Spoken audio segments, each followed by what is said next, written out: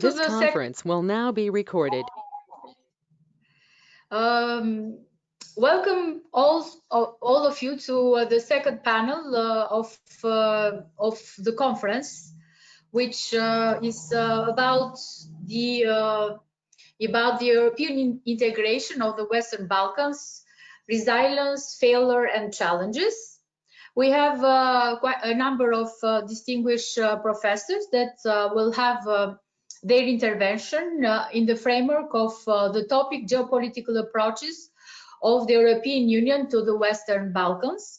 And I would like to start with the keynote speaker, Doris Wydra, from Salzburg Center of European Union Studies at the University of Salzburg, and she's going to talk about the role of the Russian Federation in the Western Balkans and the EU perspective. I would like to remind the participants to stick as much as they can to the time they have in their disposition in order to control the time and somehow manage to finish in time, and to give the floor to the question and to your answers about the topics of interest for the public that is following us right now. So Dr. Doris Wydra, the floor is yours.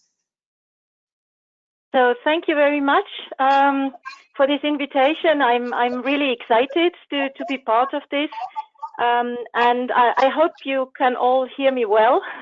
It's always this challenge a little bit with not being there in present, but just doing everything online. So what I want to talk about today is the role of the Russian Federation in the Western Balkans.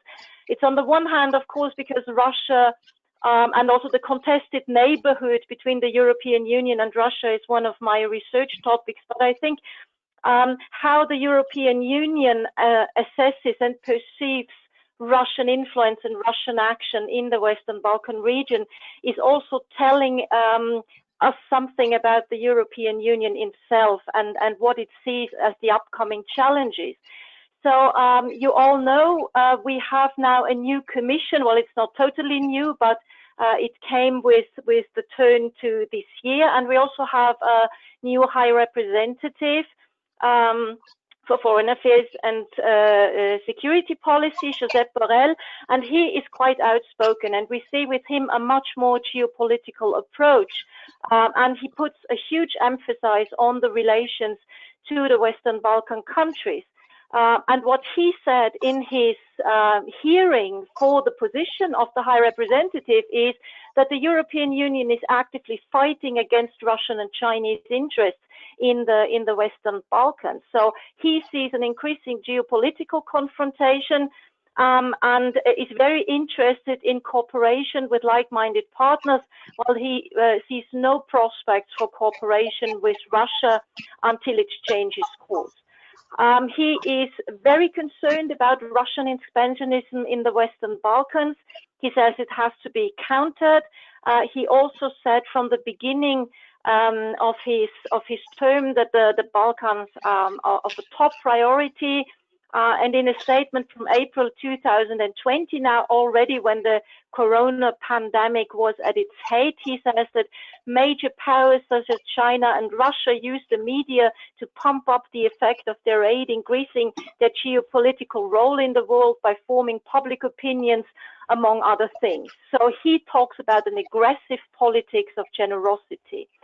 I think this is quite interesting. And if we look at European identity, and the geopolitical imaginaries the European Union holds of itself, it is quite interesting to see how Russia in this becomes actually narrated as the other. So the actor who is very different to the European Union itself. So I work here with the idea first really developed by Charles Taylor in 2002 about social imaginaries, which he says is the way in which people imagine their social existence. And these imaginaries actually enable shared political and social economic practices as we collectively imagine the purpose and significance of our action. So it gives collective moral orientation. This also includes an aspect of spatial imaginaries. So the idea that we give specific interpretations of history and myths always related to places. So places are no longer only a simple piece of landmass covering the earth, but they are given meaning, connection, and purpose. And the European Union and its member states hold a very specific understanding of what it means to be European. And from this understanding, Europe also narrates its global role. And from this understanding, of course, and with this global or this geopolitical imaginary in mind, the European Union also approaches now, especially also the accession countries, but also, of course, develops a narrative about the challenges to its own role. But I think there are often ideas about how to actually characterize the European Union, and one of the most prominent characterizations probably is the normative power Europe. But I think it's better to understand the European Union as a liberal power. So if we think about the international identity of the European Union, then we see that it puts a lot of emphasis on institutions, on law, on rules, on values, and of course also on markets. So market integration is of course something that the European Union does and is. So the European foreign policy imaginaries are also attached very strongly to legalism, and from this it also develops in a way its civilizing role. It contains the vision, of course, that if all states were more like the European Union itself, so built on clear legal principles, respect for norms and values, cooperation instead of coercion, then the world would be a much more stable and more predictable place. Now, the challenges from this perspective now of how the European Union now perceives what Russia is doing, and I will come back to it because it really challenges actually what the European Union is in itself, is the first thing we can see is that the European Union, and if I talk about the European Union, it's of course also what we see in narratives developed in the European institutions, is the concern that Russia, the main strength of Russia is to exploit European weaknesses. So it is less strong in resources, but it is strong on narratives. So with concern, the European Union sees that we see an increase of propaganda and that Russia tries to manipulate the perceptions of the European Union. The EU notes an increase of websites and news sites where Russia also tries to steer the lingering regional tensions and tries undermining the European Union's credibility in the region. So it's a divide and conquer strategy that the Russian Federation is following. And we see this also now again very recurring probably in the Corona crisis, where the European Union complains actually that the Russian aid is very visible, and although it is less in quantity, so the European Union says that it has not been given enough credit for the 3.3 billion euro aid package it has presented. The Russian aid is very visible, and it's on all social media, and it actually aims at steering the perception that Russia is the big donor while the European Union is doing nothing. We see also a narrative developed that there is a politics of alternatives. We see different competitors, and Russia is not the only one. China, Turkey also often presents itself as a successful state without membership, so growing out of the membership perspective, which we'll never realize. And Russian and Chinese support come without conditionality. Of course, something that the European Union does not provide. Another aspect is, of course, that the politics of identity gain in prominence. So what is often also problematized is the cultural and regional religious ties of the Orthodox and Slavic Brotherhood, which is often also connected to an idea of liberalism versus conservatism. We have probably all read the interview of Vladimir Putin in the Financial Times last year, that liberalism is dead and the anything goes approach of liberalism is not something that people strive for. So this is, of course, also problematic, because the question is always, will this fall on fertile ground? And yet another problem is, and this is also something that Russia often raises, is how credible are the commitments that the European Union can make to the Western Balkan countries. We have now seen again with the new Commission President, Ursula von der Leyen, that she says that the Balkans and the eastern borders of the European Union are the main priorities of European Union politics, that the European Union has to become a bigger geopolitical order actor, and that the aim is to create stability. But the question is this all done with a credible membership perspective? Of course, we have the communication of the European Commission talking about a credible member state perspective, but we also see, on the other hand, that we have internal struggles within the European Union, that we have one crisis following the other crisis, and the question is the European Union at the moment able, and are the member states actually willing to really move into a process of further enlargement? The Russian Federation is really also taking this narrative and says that what we need is not the strong European Union who cannot promise anything. We need other strong actors in the region. So Russia aims at multipolarity globally, but also in the Western Balkans. Something that, of course, is also debated in the European Union is that it's a delicate balance. On the one hand, a credible accession perspective, but on the other hand, learning from former enlargements, also the discussion about, do Copenhagen criteria hold, or do we see a failure now with the experience of the illiberal backlash in Poland and in Hungary? And what does this mean for future enlargement processes? How to cope now with the attractiveness also of illiberal models that are presented? It is very difficult to establish really a liberal consensus within the societies from outside, and of course Russian engagement in the region is regarded with a lot of suspicion from the side of the European Union, because it creates disruptive tensions.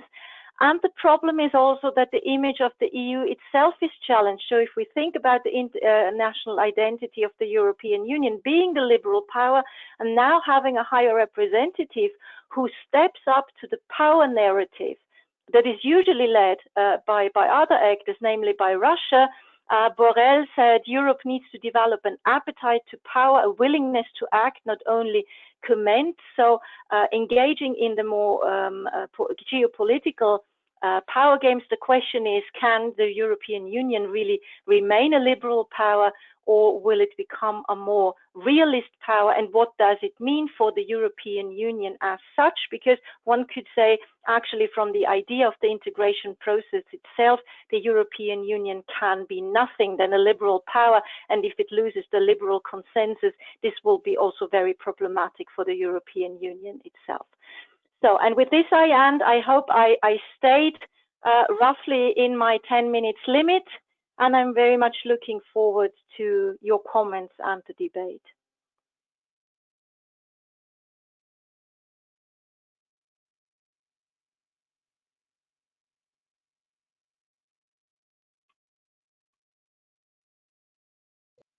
Thank you, Dr. Wydra, for your presentation. Of course, Russia has emerged as we can call it a new power in European geopolitics that need to be taken seriously, especially after 2014 with the Crimea invasion. European Union policies toward Russia has been put into question, as you mentioned, because of course the fact that the Commission has a position which is against Russian stances in the Balkans and elsewhere, but we see that the member states are not unified on their position about what to do about Russia, and this somehow hardens the job of the unions, and also bring challenges to the process of enlargement in the Western Balkans, because we see that some of the actors or some of the states in the Western Balkans are using Russia policies towards Russia as a mean to challenge the European Union in the region, and to get as much profits from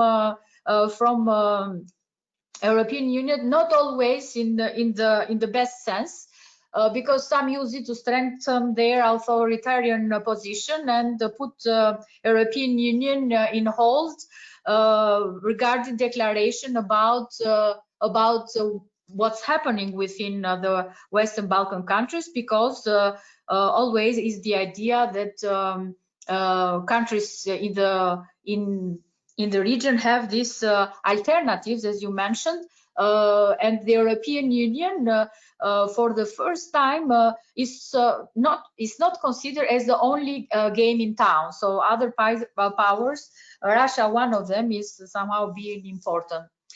We will have time to answer questions if the public will address on the role of Russia in the Western Balkans. But now I would like to continue with Dr.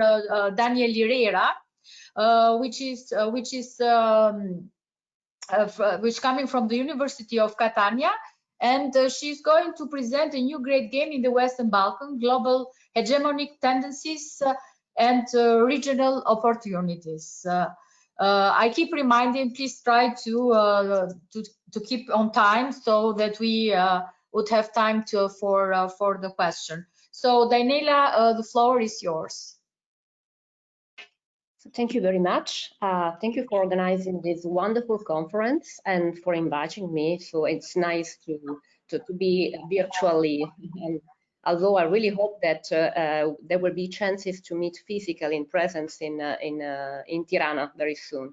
So thank you very much, Klodiana, for inviting me. Also, it's nice to see friends here, to see Enika chairing this session. And it's also a pleasure to discuss again about Western Balkans, which has always been one of my my dearest, let's say, research interests. And in the past, being a specialist on non-state actors, I've been more interested in what was going on in the Western Balkans in terms of influence of organized crime groups and terrorist groups and their influence and impact on political institutions, and what the EU was trying to develop for coping with these security threats. But more recently, I'm trying to analyze how Western Balkans are becoming more and more interesting from an hegemonic perspective. So trying to see how Western Balkans are one of the different regions used by the great players, including the new ones, in order to reach more power and to redesign, let's say, the hegemonic balance in the world system. So this is why I have chosen this very challenging and must confess title, talking about global hegemonic tendencies and regional opportunities, because what I'm trying to see is very briefly is that the Western Balkans are becoming a very important region for a variety of actors. So just to say in 10 minutes, I will very briefly mention the most important things I've started to reflect on, because it's just a preliminary reflection of something which can be more elaborated. And of course, the starting point is that we are going to live in a post-pandemic world. And I know that everybody's struggling with the new normal and the new world, but I'm not sure that it will be completely new normal, because is actually something which we have already started to see even before the outbreak, the redesigning of global hegemonic tendencies in these complicated relations between the US and Russia and China, of course, and also the US-China trade war was already an important factor even before the outbreak. So probably the way through which COVID-19 can be managed or was managed, of course, is another tool in this great game which is played by different actors. So this is the general starting point I wanted to stress. So I recently read several investigations on the current affairs of the EU in the Western Balkans, and I've read that according to some scholars, the Western Balkans are still the only player in town, although all the problems and issues we have seen also discussed in the first panel.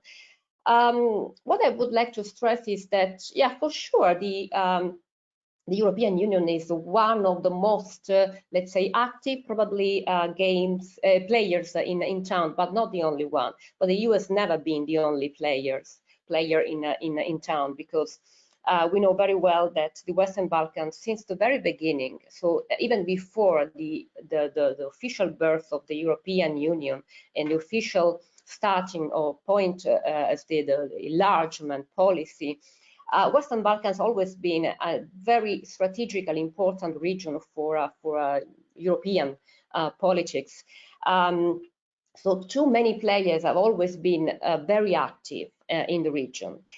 Because too many things have always been happening in the region, too many political experiments. So of course, there have also always been several security threats in the region, which have been emphasized and amplified during the war. So political instability, the presence of organized crime groups, the presence of terrorism, the presence of illicit activities, drug trafficking. But Western Balkans have always been at the core of European and global interests, I would say, because it's a vehicle for many activities and for many interests, political interests. So several players have always been very active in town, let's say.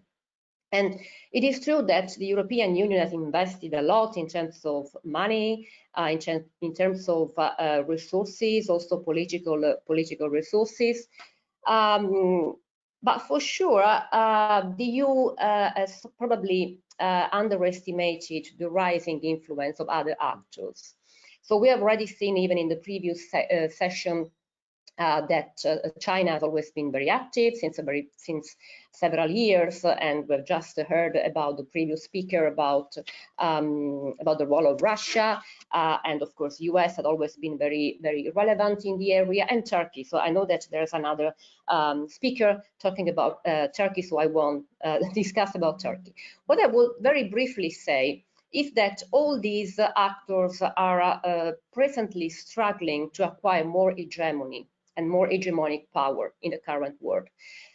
Even using the pandemic and how the pandemic can be tackled. So if you, for example, if we consider the way all these actors are addressing the World Health Organization, for example, which has been let's say underestimated so far until now, when now after the pandemic and during the pandemic, it has been considered as one of the most important international institutions, and being part of it is so crucial.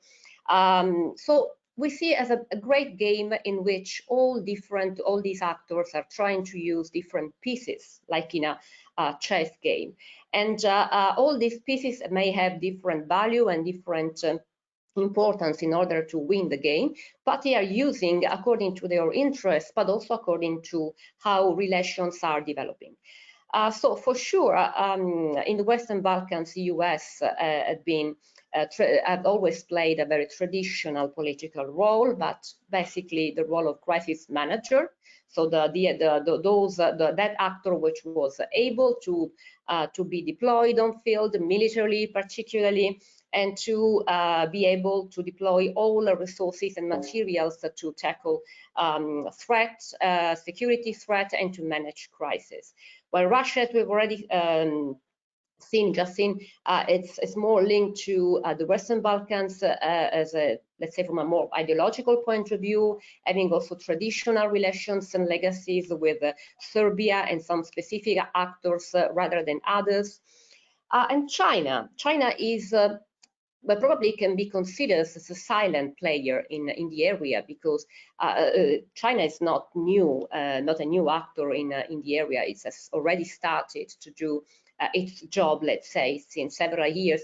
But now its role is becoming more and more relevant for the point of view of economic interest, of course, but also we have to remember that the Belt and Road Initiative is still a big Chinese project, very controversial, very debated, but still in place, and it is not something that China would like to skip, not at all.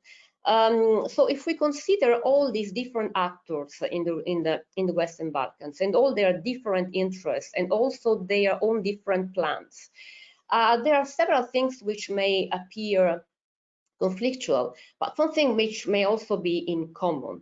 For sure, this Greek game is a new hegemonic game. So for sure, the US is still struggling for maintaining its hegemonic role.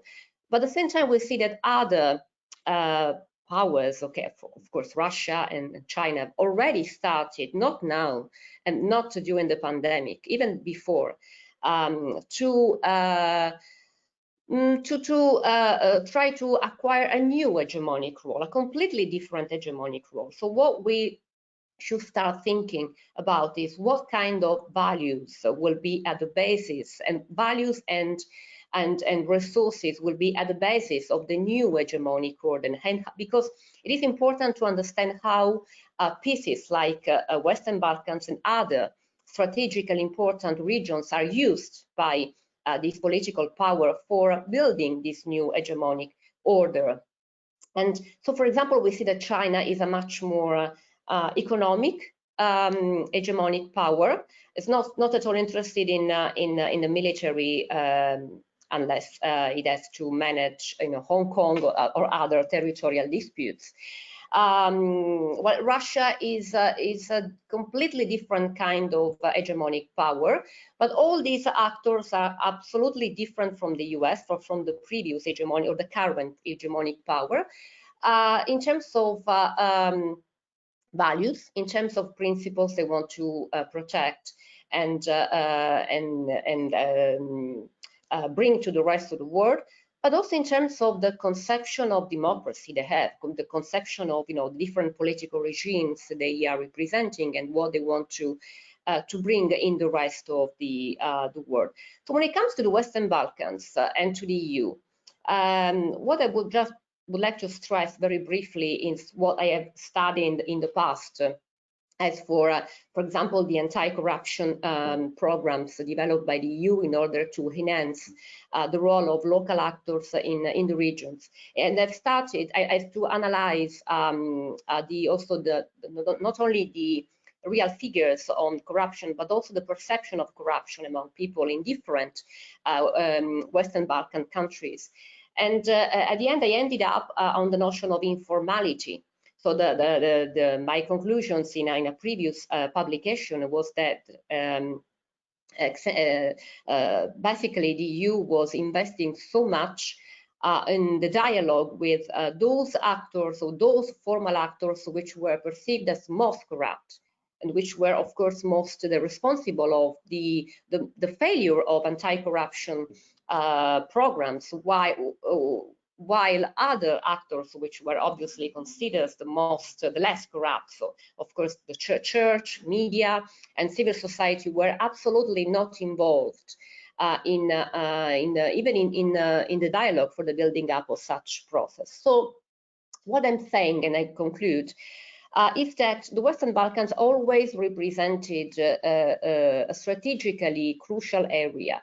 And there are plenty of opportunities for the Balkans. I know that maybe this sounds a little bit weird what I'm saying, but in theory, in principle, what we can see in the Balkans is a lot of resources and a lot of opportunities for all these actors to play a role. And the problem is how these opportunities will be exploited by and offered by big powers, and how these opportunities will be used by local actors. As Enika was saying before, that this can be used as a challenge to the EU. It is true that many local political elite have tried to challenge the EU in order to reverse the sense of conditionality. But at the same time, it is not only time for challenge, because it is true that the Western Balkans have always been in a position of offering something. But at the same time, their contractual power has developed but changed quite a lot in this new hegemonic order. And this is the same if we also have a look at other strategic regions like Central Asia, for example. Or even Hong Kong, which is just a little area, a little state, city-state, but crucial as the hub for financial trade. So all these regions are strategic pieces which can be used by these global powers in order to build a new standing and more stable hegemonic order. And this is not a repetition of something which have already happened, not at all, because this new world order is probably putting the US under a big crisis, which has never we have seen in the past. And regions like the Western Balkans, particularly if the Belt and Road Initiative will start one day, will be extremely crucial. So the EU should try to stop wasting time and stop using the usual rhetoric and considering that its most important role in the area is going to be lost if of course if nothing changes in the short term. Thanks. Thank you, Daniela, for your general picture about changing geopolitics, not only in European continent, but also at international level. It is important, what I would retain, it is important that in this process of enlargement and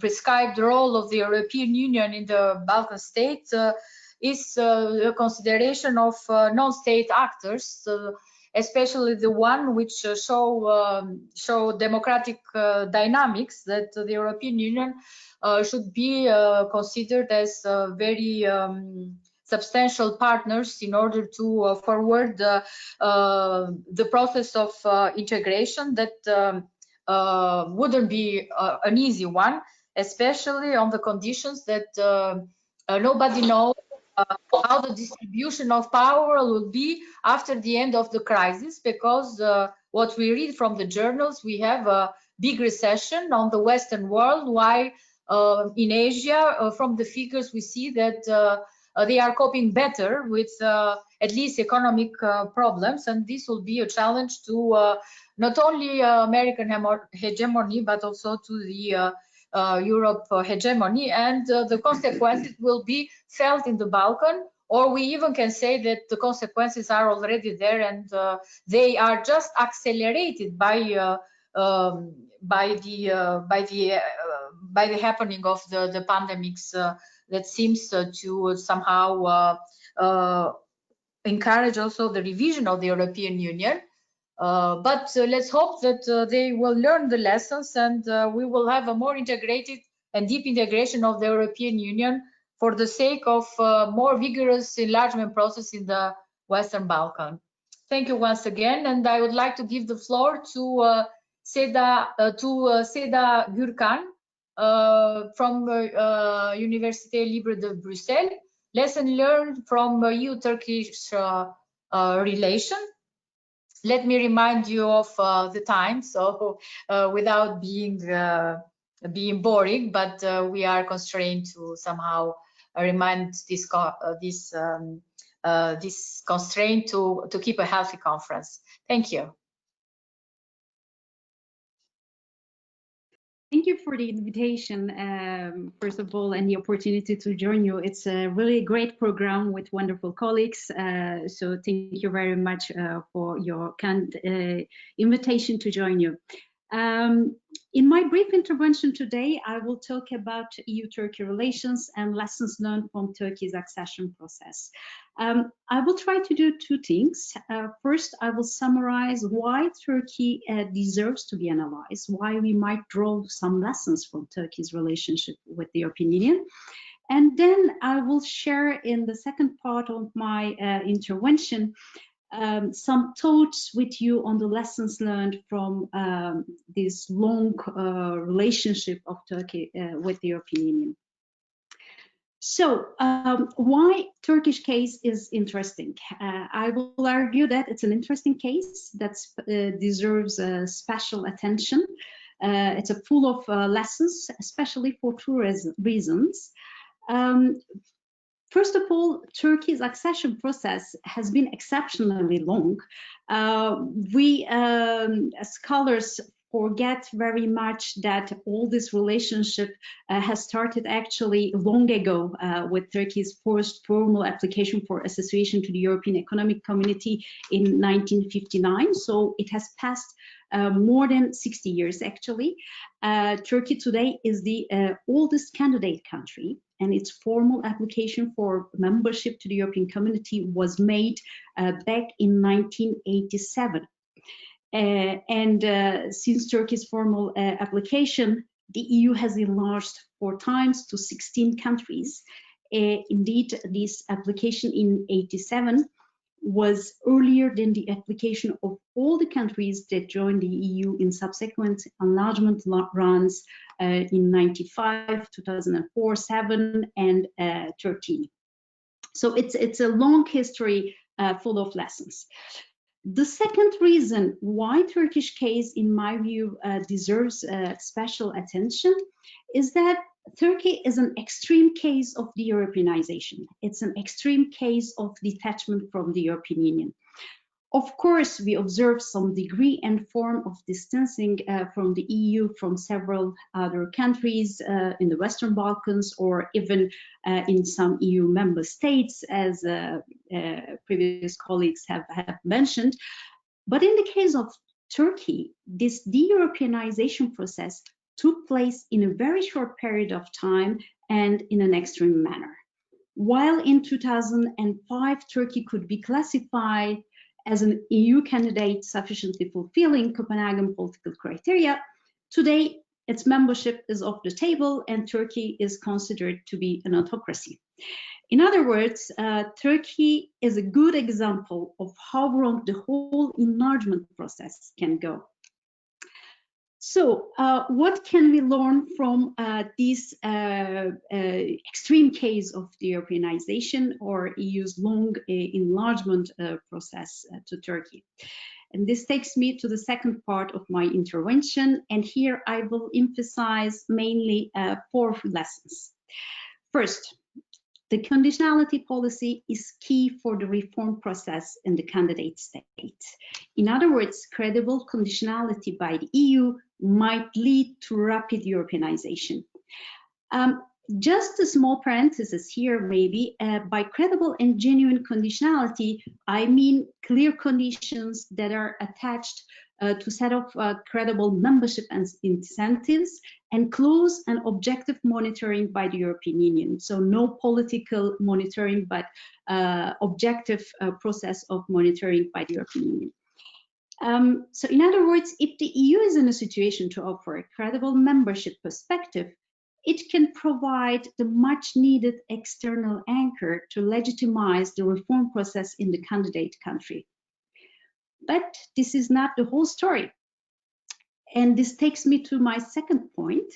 because even though the EU offers a credible membership perspective, the reform process takes place only under some conditions.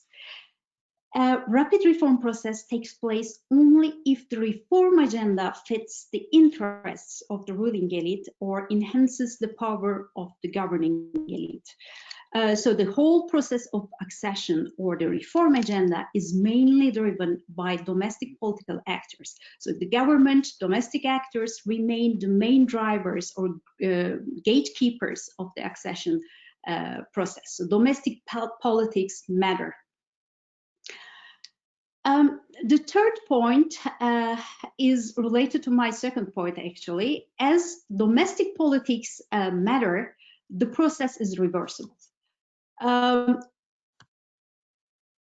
reform process is fast and comprehensive as long as the whole agenda, the compliance with the EU conditions, benefits the ruling elite.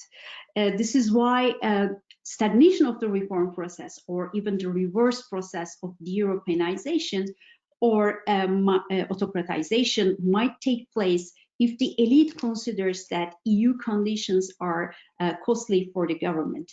This is why Turkey has slided from what we call in the literature golden years of Europeanization or silent revolution, when rapid reform process took place up until roughly 2004-5, to first stagnation of the reform process, then to the reversal of the whole process starting from 2011 onwards. The fourth and last point I would like to raise is that the process of enlargement is politicized on both sides, which makes the whole process of accession even more vulnerable. In the European Union, politicization became an integral part of the integration, European integration. By politicization, I mean the process by which specific issues become the objects of public debates, especially Europe's decades-long crisis since 2008, financial crisis, Brexit, Syrian refugee crisis, illiberal tendencies in some EU member states, further reinforced the whole politicization of the integration process. And enlargement is not immune to this. On the contrary, enlargement of the European Union and all the debate related to the enlargement have become topics of hot public debate. This means that decisions with regard to the enlargement also became very much sensitive issues of debate among the mass public. This makes for the EU governments political decisions in favor of the enlargement even more difficult to take. I think, again, the Turkish case is illustrative of this politicization, as several issues related to Turkey's accession, ranging from religion, cultural and or geographical boundaries of Europe to Armenian genocide, became hot topics for public debate in Europe or in several EU member states in the run-up to the opening of accession talks with Turkey, and also afterwards.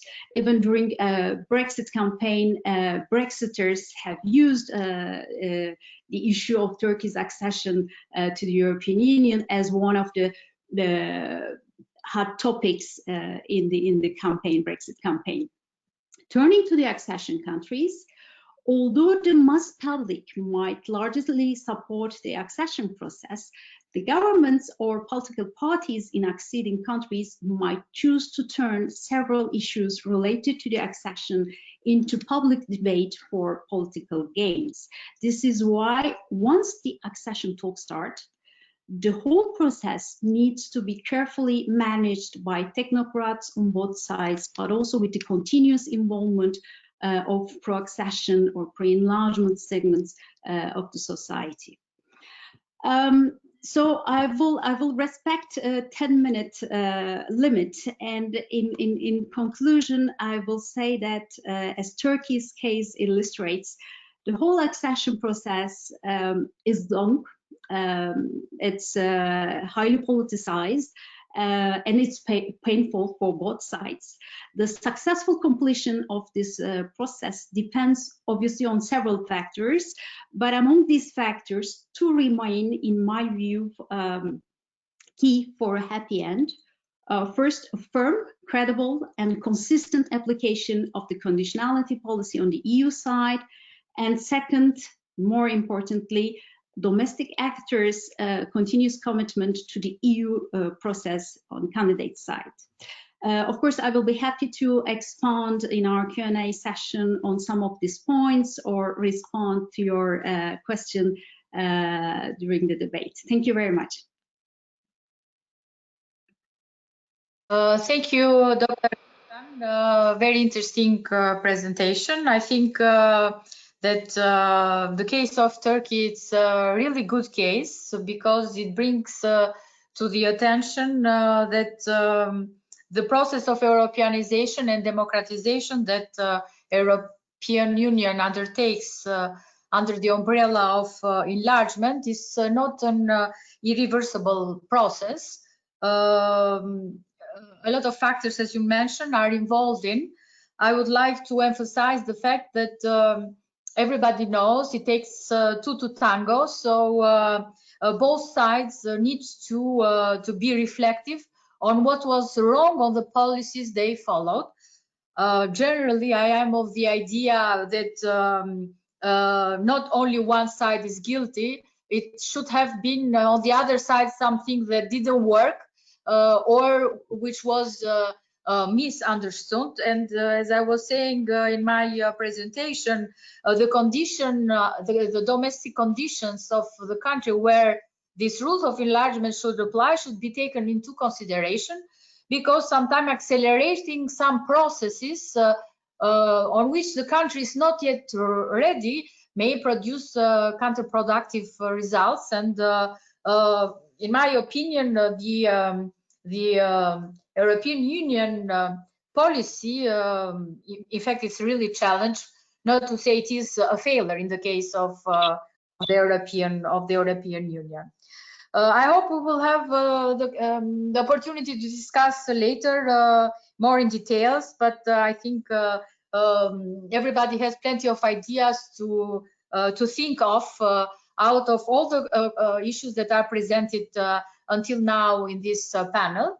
Without further delay, I would like to invite Gentiola Madhi, which is correspondent of Albania at Osservatore Balcanici e Caucaso, or otherwise called Trans-Europa, and she is going to talk about diluting principle, darkening EU accession perspective, politicization of Kosovo visa liberalization process. Without giving the floor, I think that concerns about the rightness of EU policies toward the regions are increasing in importance, going through all we are discussing in this panel and other ones, and hope things will, by pointing to problems, I hope that things will move on the right direction. So let me remind you the time constraint again without being boring, and the floor is for you, Gentiola. Thank you very much. It's really a pleasure to be part of the panel. Firstly, because we are all women, and personally, I really appreciate to have such an enhanced expertise on our region and the relations with the third countries, and as well as to include me, which is, as I'm not a professor or not following the academic career, but having, although a strong interest from the, let's say, from the communications perspective. In the last year, we have seen a certain decoupling exactly on between the EU technocratic institutions and the politically oriented one. So when it comes basically to discuss about the pace of enlargement, and in my perspective, and also a bit mentioned already earlier by the previous speaker, this is partially due also to the politicization of the EU enlargement by some member states. So in this intervention, I'd like to trace a bit how politicization as a factor plays out EU decision-making on visa liberalization for Kosovo, and trying also to compare and contrast the position of different actors. In here, I would consider the European Commission on the one side, who is seen basically as the advocate for further enlargement and visa liberalization with third countries, and on the other side, I have chosen to focus on France, Netherlands, and Germany's single country positions, considering so the shifting and contrasting position that they have had in the past 2 years. We have noticed in general skepticism among the EU population and decision makers regarding the enlargement, and in specific regarding visa liberalization. At the political level, the effects of politicization to some extent have slowed down the decision-making process within the Council, and with regard especially to enlargement-related decisions. Today, personally, I believe that the member states representing the Council remain the real pilots of the pace of enlargement. This is to some extent going to be the new reality for some years.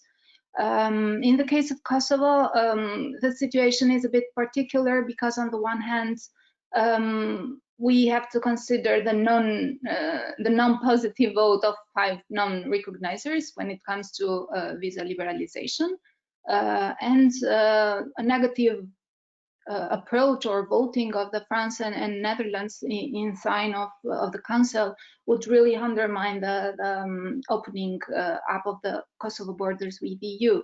So this is the reason why I focus on France and Netherlands, and moreover on politicization. During this politicization period, we have noticed that Councils tends even more to prefer consensus among the member states, so avoiding any other possible internal disagreement among the countries, and so overriding the Commission recommendations.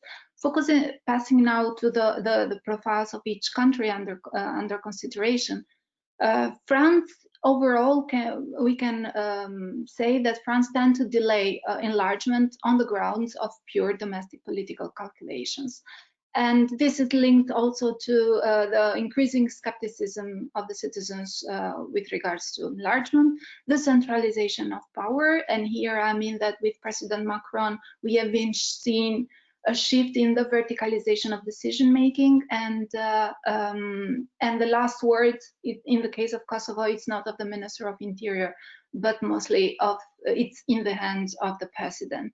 Moreover, the volatile domestic landscape in the past 2 years in France has even more further enhanced this non-positive, let's say, approach towards opening up to Kosovo borders for the visa liberalization. French, the official vision of France, the one that we all know, is to promote deep reform of the EU before the Union is ready to open to other third countries. But exactly the becoming silent in the public debate, the issue of enlargement, but mostly the security-related aspects, the fight against corruption and organized crime have in a way or in another influenced the official position of the government. So with regards to Kosovo, the official stance is the country has not performed well with regards to fight against corruption, although the position of the Commission is contrary to this statement. The institutions are largely elusive, I would say, on what exactly they expect from Kosovo government in order to enhance its position and to address the risks. And moreover, the second aspect or the second point that the French authorities raise is the problem with asylum seekers from Kosovo or Albanian-speaking sphere. At the present state of research, there is no conclusive evidence to show that the increasing number of asylum seekers is attributed directly to visa liberalization. There are even other factors that influence that. We cannot presume that from Kosovo we will have the same reality as it happened with Albania in the past months or years. So officially, the French position is on Kosovo's visa liberalization is more a political decision driven by domestic concerns and calculations rather the policy output. On the case of the Netherlands, Netherlands has been justifying obviously its positions on the basis of the strict and fair approach, rule of law. It's the heart of the process. But on the other hand, we know that enlargement is shaped by unpopularity among the Dutch citizens. And there is this general approach that enlargement is, let's say, aligned with the issues of security and Muslim world and so on. So other elements are fluidly merged together. The Dutch government or political spectrum is concerned about further expansion of the EU powers, because EU might become the EU institutions might become uncontrollable, and moreover, the Brexit itself led to a shifting of balance of power, which is of a primary interest for the Netherlands with regards then to the expansion towards the Balkans, or inclusion of the Balkans as an area of primary interest for the country.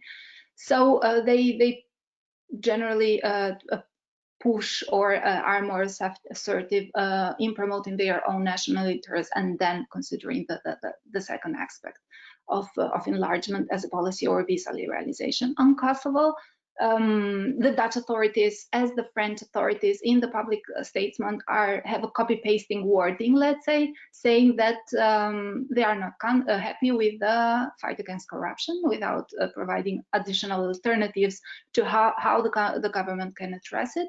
And nowhere it's explained how to monitor the progress that the government of Kosovo has been doing in order to find it and to reach, let's say, a certain level of satisfactoriness.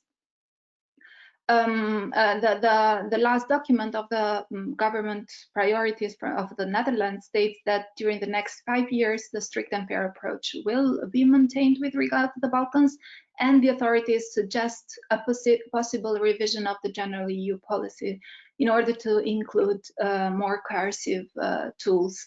And efforts might be made at the EU level in order to impose visa restrictions where progress is lacking. A first application, let's say, of this policy was noticed last year in June, when Dutch government took an initiative vis-à-vis Albania, and for the moment the situation remained highly politicized with regards to Kosovo.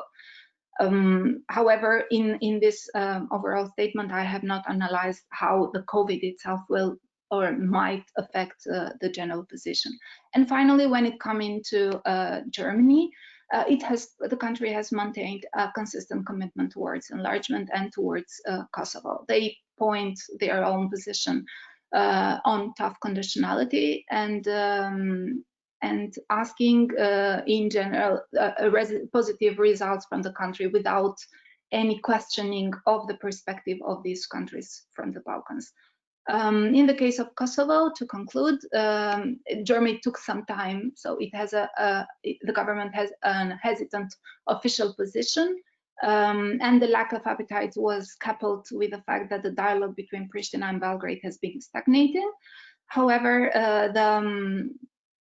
the government of Germany, the Chancellor, in April 2019, confirmed its positive position vis-à-vis visa liberalization. And eminent politicians like the Minister for Foreign Affairs have been repeating that the promise must be kept, but they keep on speaking mostly on the personal level than on behalf of the German government. So despite the German support, the Council is not expected, in my view, to set a date for visa liberalization inclusion in its agenda in the near future. The last official declaration of Minister Roth has been that there is no chance in the Council to reach a consensus, let's say, an agreement among the Council members.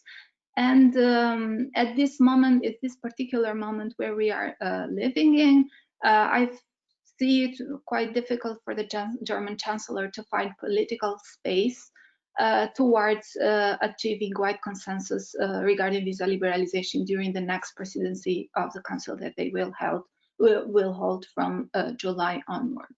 Overall, to conclude, politicization of enlargements explains this decoupling of the technical institutions and political institutions at the EU level, and the results of this politicization are reflected then in the delaying of the enlargement, as it happens with Albania and North Macedonia, and also in the stalling in the case of Kosovo visa liberalization.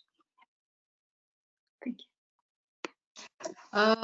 Thank you, Gentiola. Of course, an interesting presentation about Kosovo, which is sui generis case because the European Union has an intense relation with Kosovo, but at the same time, some of the members do not recognize, which put into question all politics towards Kosovo, because there is a lack of consensus to the very beginning starting point of what we should do with Kosovo, and let alone the liberalization of visa. I think that we should retain 3 moments, that the position of the countries is either use enlargement or visa liberalization as a means to further the political agenda of deepening the integration, such as it is the case of France, because apparently it's not much interested for the enlargement per se, but the advanced agenda of deepening the integration, which is the main goal of Macron. They would like to somehow bring about a union which is more playing a more role as a whole, as a player in the international arena. The other one, I will say that positions depend on furthering bilateral relation according to interests of different member states. And the third, I will see, keep a balance of interest, because Germany is interested, but somehow it doesn't want to breach the good relations that they have for some other topics important for the European Union, and somehow try to find a balance on issues that are very very important for Kosovo, but apparently not for the others. So time will come that Kosovo also will find their way toward the European Union, I hope. And now the last but not the least is Klodiana Beshku, that I find the opportunity to thank her for undertaking such a big endeavor of bringing us together in this very interesting conference, and giving us the opportunity to talk about issues that we deal in our research, but also to let know each other and maybe find the convergences on our future research in the future. So thank you very much, Klodiana, and I'm not mentioning the time because you are organizing and you already know. So the floor is to you. Thank you, Enika. I have to be brief on my presentation, but I have to say a few words on your being present here. I'm very happy to be part of this panel of distinguished speakers that deal with geopolitics. And since geopolitics sounds more as a male discipline, I'm very happy to have all these ladies, geopolitical ladies, in this panel. And I hope that our collaboration will continue in the future, especially through exploring geopolitics and the geopolitical point of perspective of the European Union towards the Western Balkans, which, to say the truth, has not been so much explored since now. There is a reason.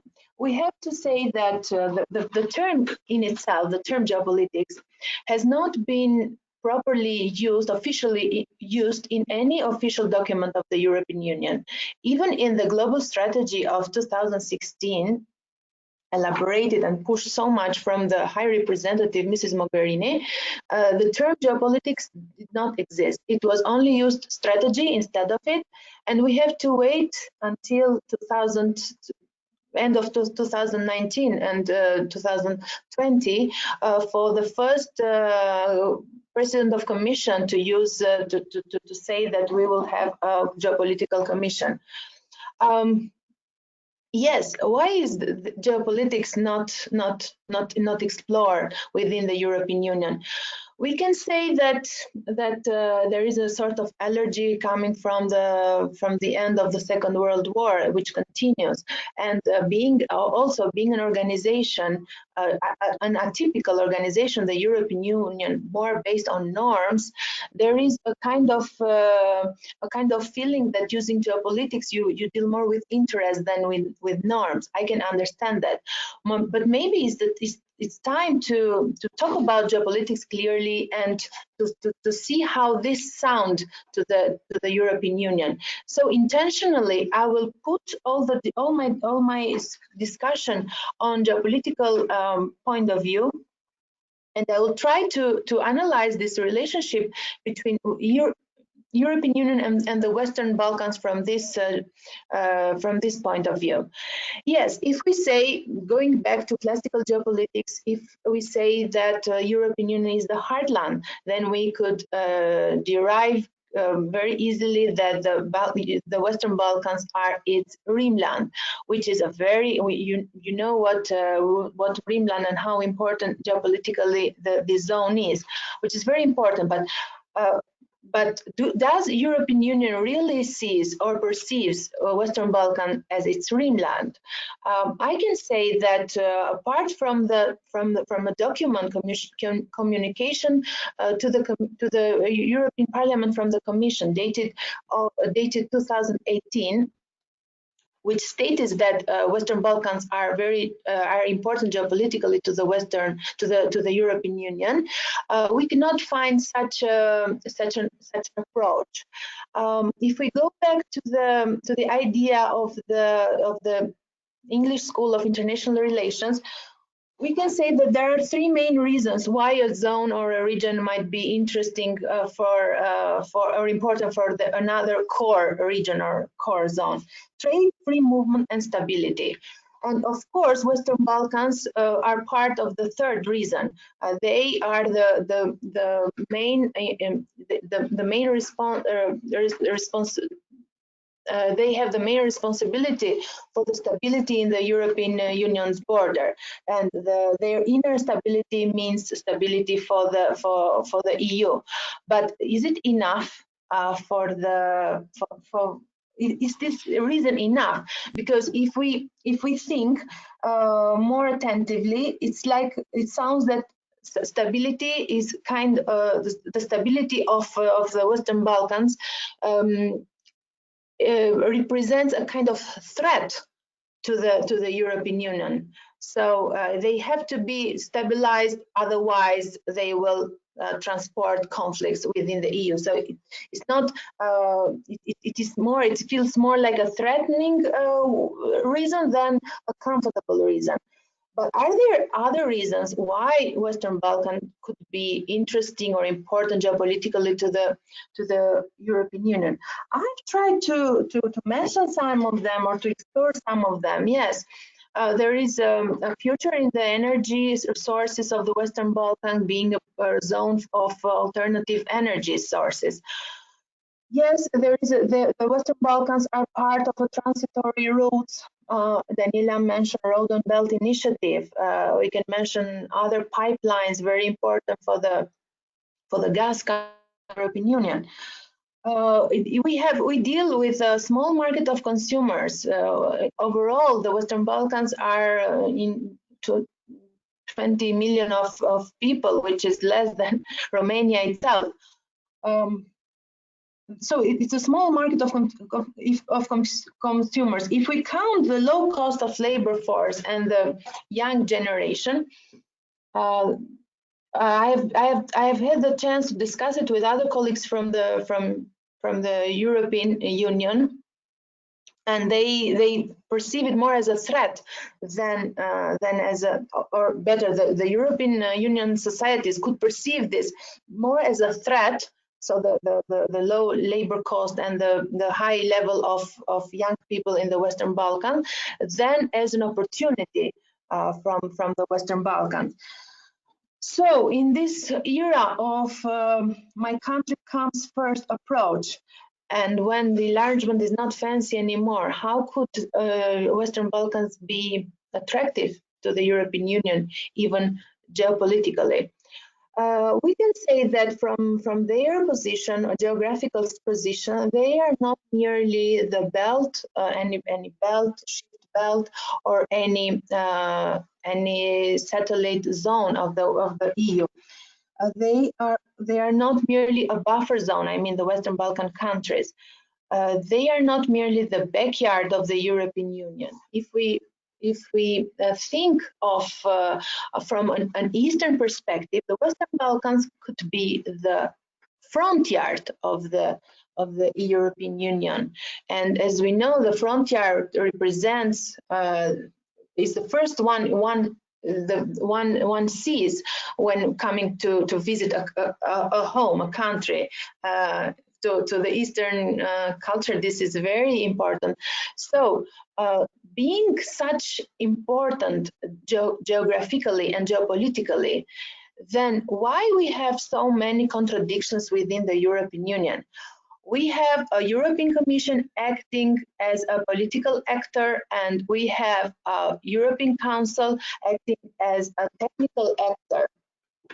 We experienced it with the refusal to open the accession negotiations with Albania and Macedonia in October 2019, and also with the smack of the Kosovo citizens to have the liberalization of visa that Gentiola mentioned.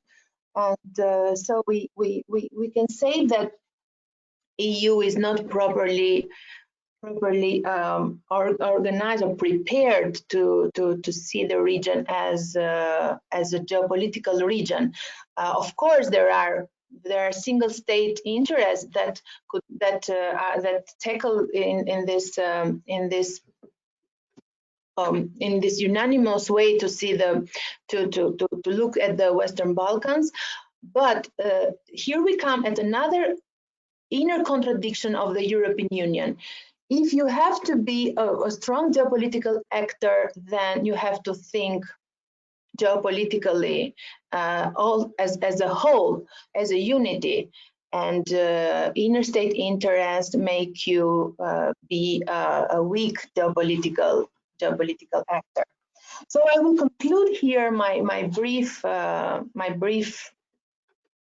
to say word, and I hope to. I'm thinking of elaborating in a further article, which can be published at Politikia, and this is an invitation to you all to invite to send us your papers if you want them to be published in a special issue of our journal. Thank you.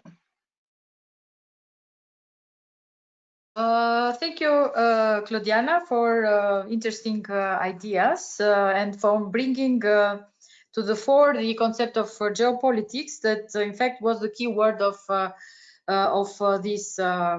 this panel. What I have to say it is that geopolitics haven't been mentioned, according to me, until now, because we were living in a liberal world where we thought that what was predominant was the end of history. So in this respect, the idea was that on the side of the European Union, I guess, the other will follow us because there is not another project or another proposal in town. But now we are moving toward a more realistic world where distribution of powers and alliances matter. And in this sense, European Union is somehow seeing that geopolitics are important, and it's not only economy that will drive countries toward without any condition toward the European Union, and that European Union can impose whatever condition it is. So this kind of changes was accelerated by this pandemic situation or pandemic crisis, and economically, I think Western Balkan or the Balkan are not very much of interest for the European Union, because until recently, because globalization offered better answers to the interests of the European Union. You can have cheaper labor than you have in the Balkan. You can provide all raw materials, whatever. But now we understand that closer at home you have things, better it is. Because relying on China for masks produce a disaster in Europe, to just summarize it in 2 words, and producing them in the Balkans, which is next door, and why not bringing the Balkans in will be much more interesting. So we, I think, are in a very new environment that has developed, because as far as Zakaria was saying, since China joined WTO, World Trade Organization, we see the rise of the others, and the European Union has been a little bit blind to see America as well, to see that the others are working day and night to challenge the Western powers, not only of the European Union, and that's why geopolitics are still on town to be dealt with, and they are very important, and encourage you to continue with the publication of the paper and bring us some more interesting ideas about what's going to go on with this project.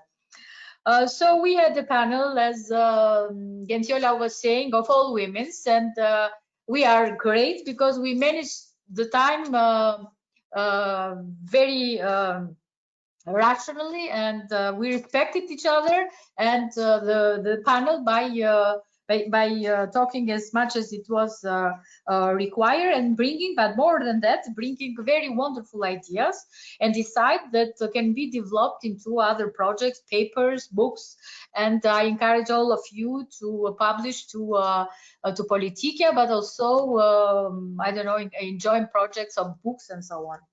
So in this sense, officially, all the speaker has presented their papers. I invite you to address questions to one another before giving the floor to a question that has arrived right now in the chat room. So please feel free to address a question the time I read the question that just arrived.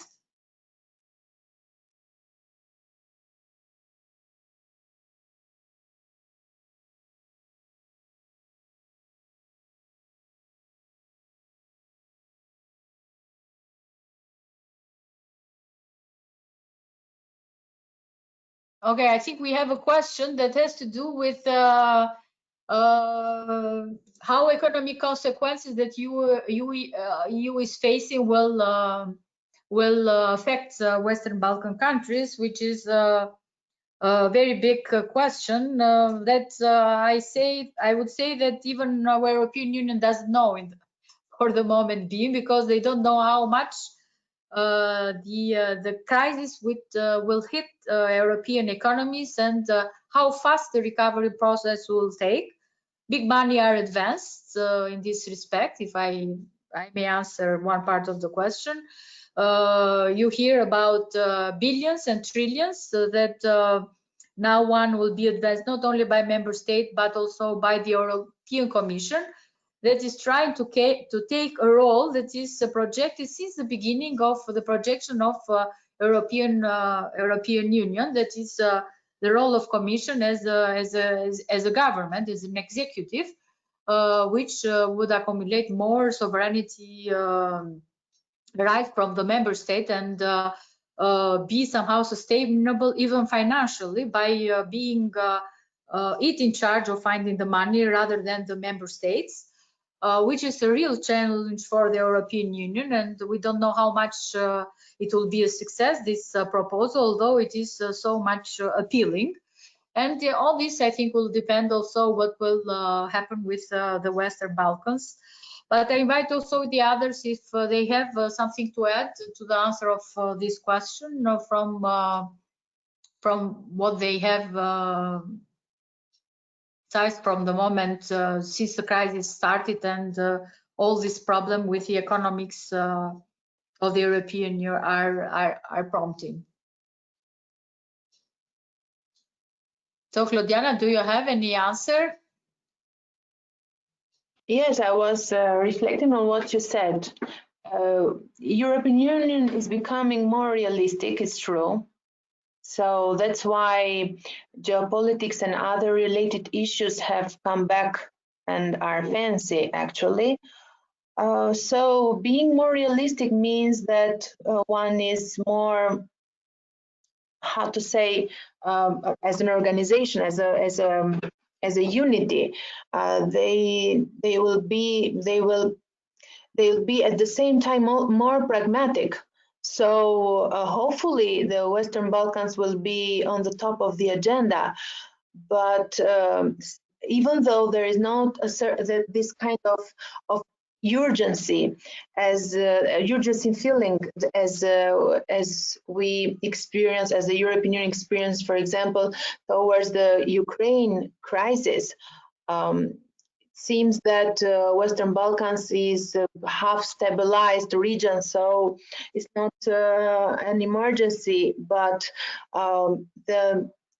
but I think the economic question, the economic sector will be of a very, very crucial sector within the Western Balkans from after this COVID crisis. We know that more a country is economically not developed or poor, the more it has the probability to feel or to be part of the crisis, to feel the consequences of the crisis. So I think this will come. This will raise awareness within the European Union towards the Western Balkans, and that some signals have already come in this direction. So as a part of the answer to the crisis, paradoxically, it will cause a raise of the tension from the European Union towards the Western Balkans, and especially in terms of investments and financial grants. But it's up to the Western Balkan countries to use them in a more wiser way. This is my prediction, let's say so, for this economic crisis. Okay, thank you. Any other suggestion? Can I ask just a quick question? Yeah. Sorry, just a quick reply. I mean, my idea is that beyond, thanks. Beyond the economic effects of the crisis, which we are going to live now in this so-called post-pandemic world, we have already seen some factors even before the pandemic, especially with the migration crisis. So we have already seen that the EU, yes, Klodiana said it is very pragmatic, but what we have seen in an extremely strategic policy field like migration is that there was no solidarity at all. And the solidarity principle didn't apply to the migration crisis as well as other important policy fields like towards the Western Balkans, enlargement, and also the neighborhood policy. So it's not only a problem of lack of money, lack of resources, inability on the part of member states to invest their resources, or the lack of willingness. It's probably the fact that the huge project, the European project which has been put in place, it's extremely ambitious, but it was based on some very ambitious principles like the solidarity, which revealed very difficult to be applied in practice. So what I see right now is a lack of real solidarity in the relations among member states, and which can reflect on in all policy fields. Thanks. May I come in on this? Because I have a number of aspects. So I think the geopolitical issue that was brought up is a very interesting one. We often talk about the European Union, the problem is, what is the European Union?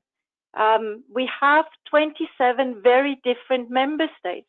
And if we talk about geopolitics, this is a dangerous, it's an important, but it's also a very, well, dangerous, but it's a problematic path for the European Union, because we have very different geopolitical interests in the European Union. We see now Josep Borrell, he thinks much more geopolitical than his predecessors. We have seen already in his past speeches that he thinks, well, we have to develop a geopolitical strategy, but what does this mean? And he very openly states it. He says, we have to get rid of the unanimity principle. So we have to move to majority voting, but this also has a disruptive potential, because it means we do no longer care whether all member states are on board. Yeah, so the geopolitical aspect also has a disruptive potential for the European Union itself, because you can say, as long as we talk about democracy, which unites us, if we talk about values which unite us, and we want to cooperate with others, this is not power politics. Power politics and the geopolitical aspect is something different. So this is why I said it puts the liberal power Europe in itself in question. And the question is, what else can the European Union be as union? Because it's not a state. We don't talk about a state who develops a strategy and then has the institutions in place. In the end, of course, we have the Commission, we have the High Representative, but in the end, it comes to the member states and how much it is also carried by the member states.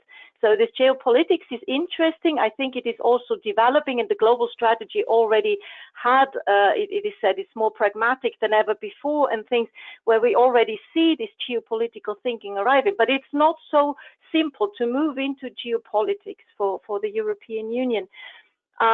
I think solidarity, now mentioned, is also a very interesting aspect, because again, 27 member states with very different conditions, and I think we had really the problem in the European Union of having two crises following very quickly after each other. First, the financial crisis, making us aware of that there are some member states more vulnerable than others.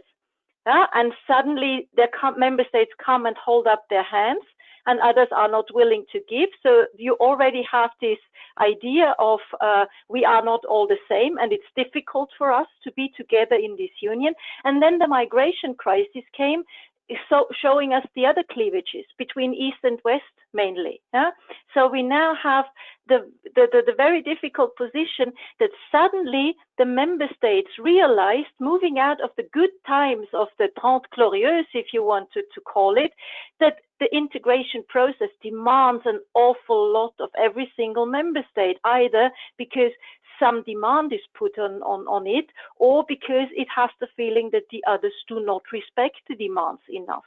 So with every crisis following, the awareness of this is rising, and this makes solidarity really, really difficult, because of course you can write solidarity. I think it's mentioned 13 times in the Treaty of Lisbon, but the question is, what is solidarity? The Germans in the financial crisis said the Greeks were not solidaristic because they did not live up to the treaty text, and they did not fulfill the requirements of the financial criteria. Yeah? The Greeks said that the Germans are not living solidarity because they don't want to have a common European debt. Yeah? And with everything, solidarity gets more precarious.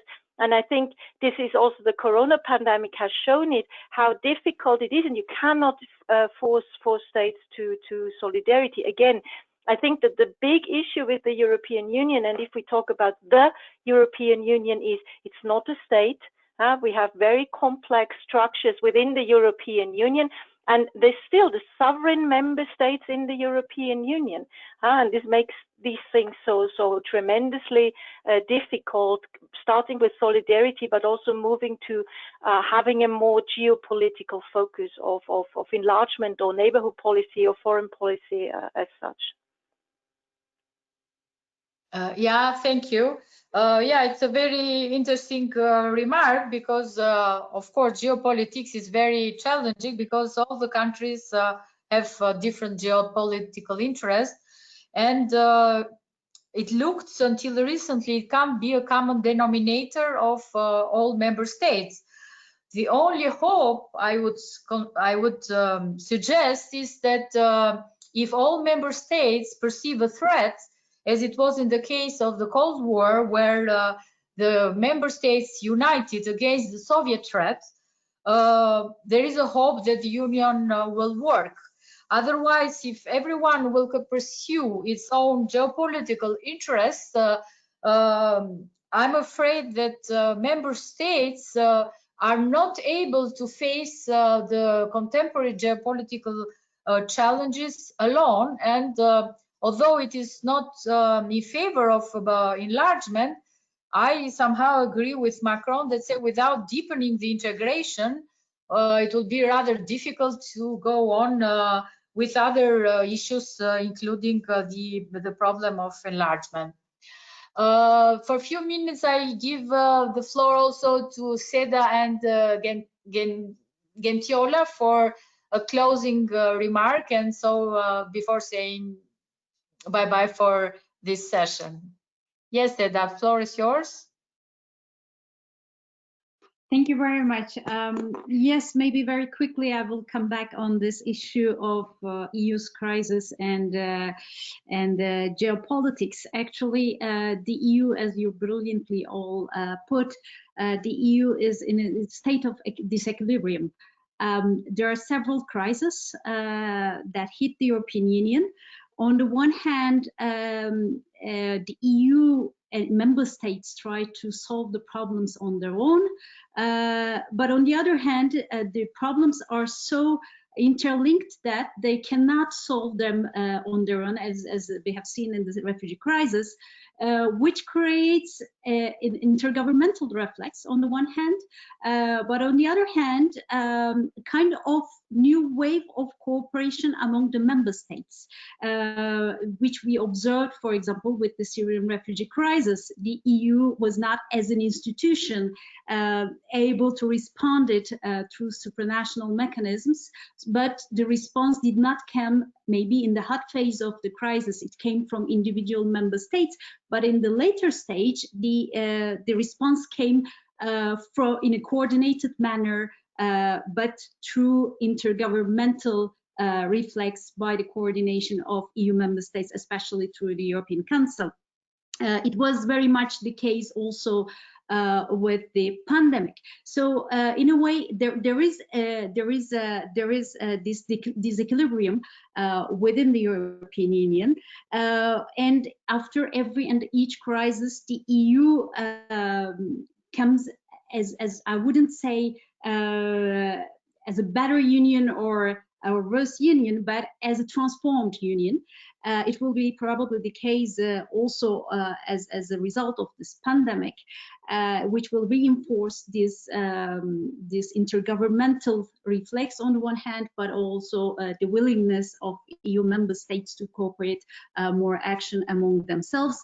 But the reality is that as the EU is struggling to cope with all these challenges, this decade-long crisis that I have also mentioned in my talk, it takes the energy of the EU to deal with external challenges. And the enlargement or neighborhood policy is basically one of them. And so thank you very much. I think I will conclude with these remarks, and looking forward to further cooperation with all of you. And it was an immense pleasure to be with you today. Thank you, Seda. 2 words from Gentiola as well. Yeah, to cut it short, I would just raise 2 points. The first one, probably now it's time to give much more weight and importance to multilateralism. It's time to go beyond the general rhetoric or the practice so far. And I say it also from the fact that personally now I am in Italy, which was the first country to suffer from the lack of solidarity from the EU side, and where Albania tried in a way to provide some technical expertise in health sector at the specific moment in April, although it was just a contribution, a first contribution. And the second point that I want to see it as an opportunity during this this pandemic and this general multilateral multi-crises, concomitant crises that are in their course in Europe. It's the fact that there is a shift in technology and digital economy. The fact that we are organizing our first conference online is a positive development, and the purpose is that the Commission, but also the member states, but also the Western Balkans, are going to point more attention and more investments to digital infrastructure and coverage of all their national services with internet, functioning internet, in order to allow the different categories to benefit from education, from work in distance, and so on and so forth. I think that this is an important aspect that we should reflect and act upon. Thank you.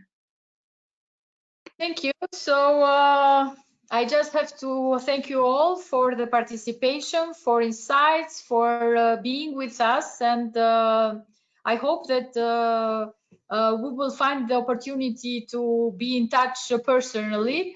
Although we thank the digital platform that allowed and made possible our session, which I find it lovely, and I would conclude by saying bye-bye and see you as soon as it will be possible. Thank you. Just a short reminder, we will be back at 3 p.m. with the last panel on Albania and European integration. Thank you for your participation. Thank you. Bye-bye. Bye. Thank you. Bye-bye. Thank you. Bye.